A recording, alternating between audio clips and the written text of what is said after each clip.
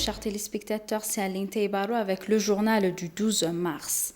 Le vice-premier ministre et ministre des Affaires étrangères d'Amak Amakonnen s'est entretenu avec le ministre des Affaires étrangères de la République arabe du Sahara et l'envoyé spécial du président Mohamed Salim Ould Salik.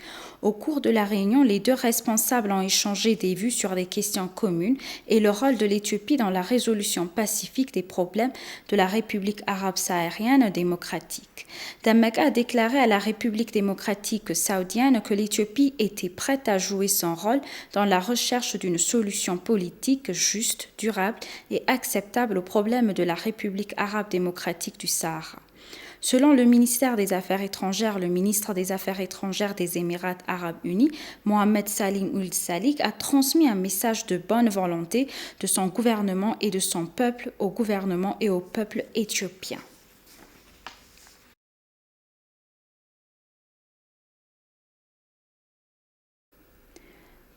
L'Éthiopie et Djibouti ont signé une mémorandum d'accord pour travailler ensemble sur les questions de sécurité. L'accord a été signé par le commissaire général de la police fédérale Dammelash Gabra Mikael et le commandant de la police de Djibouti, le colonel Abdullahi Abdi. Le commissaire général Dammelash Gabra Mikael a déclaré que l'accord renforcera la coopération entre les deux pays sur les questions de sécurité et politique. Son homologue djiboutien, le colonel Abdullahi Abdi, a déclaré qu'il travaillerait dur pour mettre en œuvre l'accord. Selon le bureau du porte-parole du ministère des Affaires étrangères, l'accord est crucial pour le développement des effectifs de la police et de la médecine légale.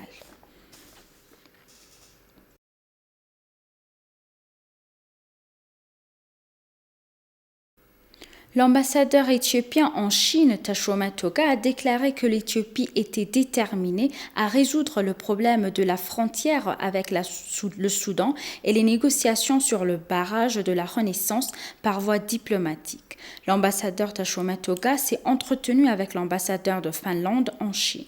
Les deux ambassadeurs ont discuté des moyens de renforcer les liens entre l'Éthiopie et l'Union européenne. Les ambassadeurs ont discuté de la situation actuelle dans l'État du Tigray, de la question de la frontière éthio-soudanaise et du grand barrage de la Renaissance éthiopienne.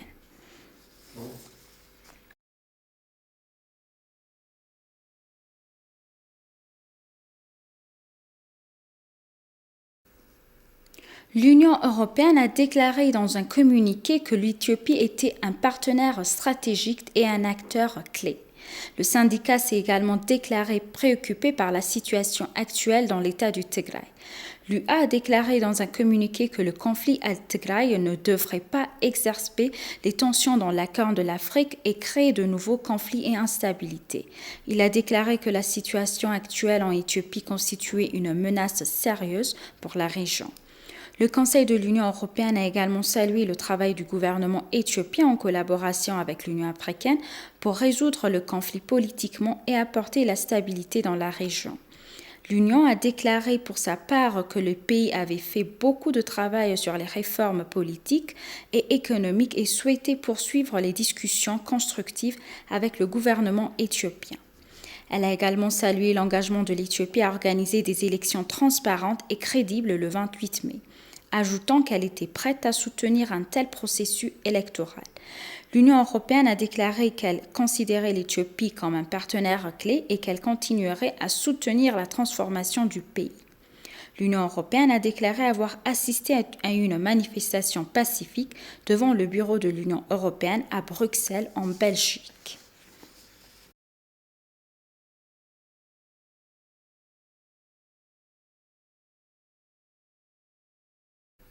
Des manifestations pacifiques ont eu lieu en Éthiopie, à New York et à Bruxelles.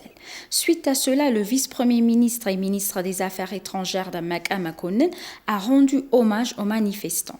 Nous rendons hommage à ceux d'entre vous qui sont restés fermés sur la scène mondiale en défendant la vérité et la justice et en rejetant les fausses accusations sur la souveraineté de l'Éthiopie, a déclaré Damak dans un message publié sur sa page de médias sociaux. Je tiens à remercier tous qui ont honoré leur devoir national en coordonnant et en dirigeant des manifestations pacifiques dans diverses villes de l'Ouest et je tiens à vous assurer que nous travaillerons ensemble pour une unité et une solidarité continue, a-t-il déclaré.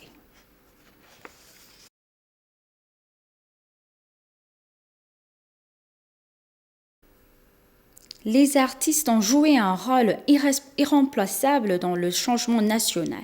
La maire adjointe Adanek Abebe a déclaré qu'ils devraient assumer leurs responsabilités pour que le changement se poursuive. Cela a été déclaré lors de la consultation de l'administration de la ville d'Addis Abeba avec des artistes sur les problèmes nationaux et urbains actuels. Adanek Abebe, maire adjointe d'Addis Abeba, a déclaré que l'art est un excellent outil pour construire le pays, façonner les citoyens, renforcer la paix et l'unité et inspirer les gens pour le développement. Elle a appelé les artistes à poursuivre leur contribution au développement de la ville et à renforcer encore la paix et l'unité nationale. Le chef du bureau du Parti de la prospérité d'Addis Abeba, Mellassa Alamou, a pour sa part déclaré que les professionnels et les artistes du secteur devraient travailler ensemble pour faire de la ville un centre de culture, de tourisme et d'art. Les experts dans le domaine disent qu'il existe de nombreux obstacles aux arts pour répondre au développement et à la croissance du pays. À l'issue de la discussion, le Bureau de la culture, des arts et du tourisme de la ville d'Addis Abeba a signé un protocole d'accord avec l'Association éthiopienne des arts.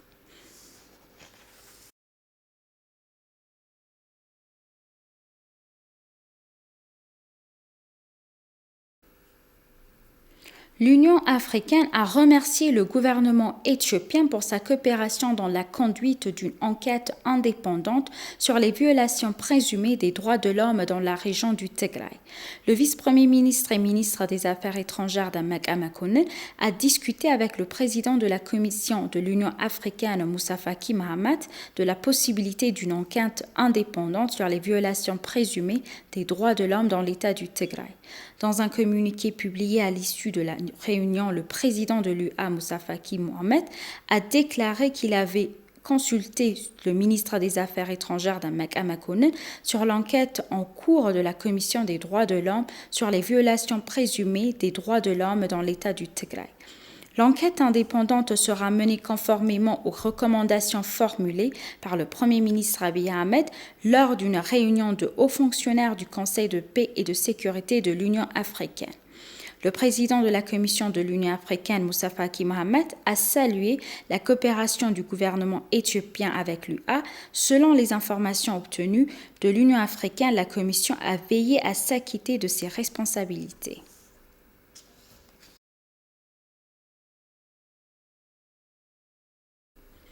La Banque mondiale soutiendra les efforts en cours pour réhabiliter l'État du Tigray, a déclaré Osman Dion, directeur de l'Éthiopie. Au cours de sa visite à Tigray, le directeur s'est entretenu avec Dr Moulou Naga, directeur exécutif de l'administration régionale et d'autres hauts fonctionnaires.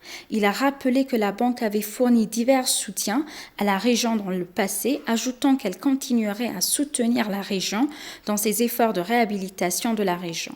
La banque est prête à reconstruire les infrastructures endommagées dans la région et à apporter une aide humanitaire, a-t-il déclaré. La ministre d'État des Finances, Yasmine Ouadraogo, qui a participé à la visite pour sa part, déclaré que le gouvernement entreprenait diverses activités pour réhabiliter l'État. Elle a déclaré que le gouvernement fédéral s'efforçait de rétablir l'État en coordonnant les administrations régionales et municipales, les agences gouvernementales, les organisations non gouvernementales et les institutions internationales. Le directeur de l'administration intérimaire de l'État du Tigray, Dr Moulou Naga, a pour sa part déclaré que l'infrastructure de l'État avait été gravement endommagée, ajoutant qu'en plus du gouvernement, d'autres organes étaient nécessaires dans l'effort de reconstruction de l'État. Il a déclaré que le soutien nécessaire est fourni aux 700 000 personnes déplacées dans l'État à la suite de la campagne d'application de la loi. Selon l'ENA, l'État ne génère pas son propre budget.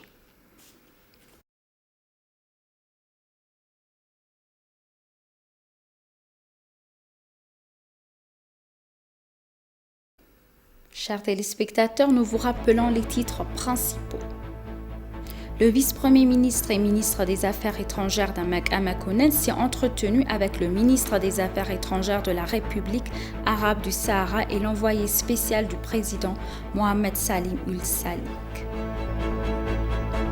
La Banque mondiale soutiendra les efforts en cours pour réhabiliter l'État du Tigray, a déclaré Ousmane Dian, directeur de l'Éthiopie. Merci chers téléspectateurs, c'est la fin du journal. C'était Aline Teibaro avec le journal. Restez avec nous avec le reste des programmes. Bonne journée.